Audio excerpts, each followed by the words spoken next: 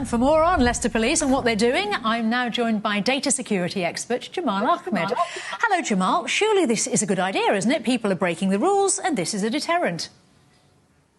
Hi, Kate. Question about this bigger deterrent. So look, first of all, let's make very clear, people need to obey the rules. There is a pandemic going on and it is affecting the country. But at the same time, just because this pandemic is affecting the country and the government have made a real mess of sorting the situation out, does that mean that we should go out and invade people's privacy just because they're not able to follow all of the rules? Now, these rules, first of all, they encroach on the fundamental liberties that people have, the right to freedom of movement and the right to freedom of meeting other people. But yes, they are breaking the rules.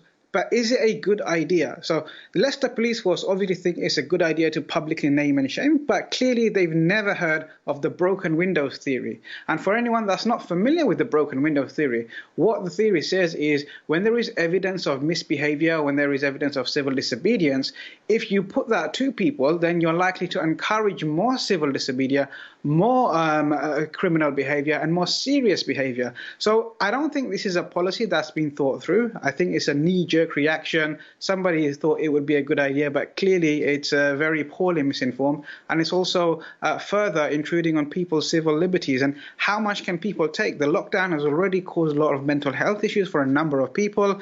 People are finding it very difficult to not have that connection with other people socially, with loved ones.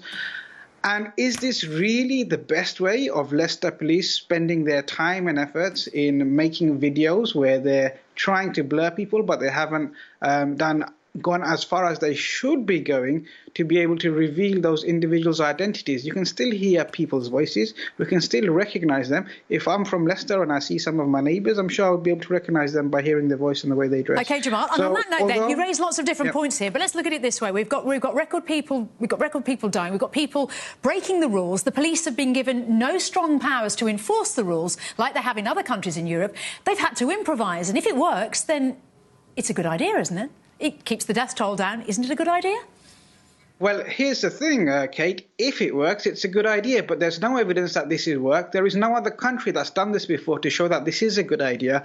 And what we do know from criminologists and psychologists from the broken windows theory is this is actually a very poor idea, and it's a further intrusion of people's civil liberties at a time where people have had the civil liberties cut back by this government who's been unable to get a grip on this pandemic. Well, if their faces are blurred, for instance, if there's video of people with blurred faces, then it's not an invasion of privacy, isn't it? Is it really that big a deal? Well, I mean, the police have made some sort of effort to redact or to be able to hide the identities, but you can clearly hear their voices. The voices haven't been distorted. They haven't gone far enough to kind of conceal the clothes of people. So anyone that looks at that would recognize that person from that locality would be able to tell exactly who it is. And the people that are being named and shamed, it might be that they haven't really understood that the actions they're taking is so irresponsible. And it might be some of them are suffering from mental health conditions, and to be publicly named and shamed and to be tarnished in the communities, it could actually be doing more harm than good in this situation. That given then, if you're an expert in data privacy, what measures could the police therefore take to help enforce the rules that you think would actually abide by data privacy rules? Well, first of all, they need to understand what their responsibilities are when it comes to data privacy and what they can and can't do with people who they're speaking to. Even though they're wearing body cams, that body cam there is for certain purposes. They've never actually issued a privacy notice saying that the body cams will be used in such a way. So first of all, they need to go back and see if they've actually notified the public they'll be using it that way. And if they haven't, all of those individuals that have appeared in those videos potentially could be making a complaint to the Information Commissioner's Office and seeking compensation. Indeed. Jamal Ahmed, thank you very much indeed.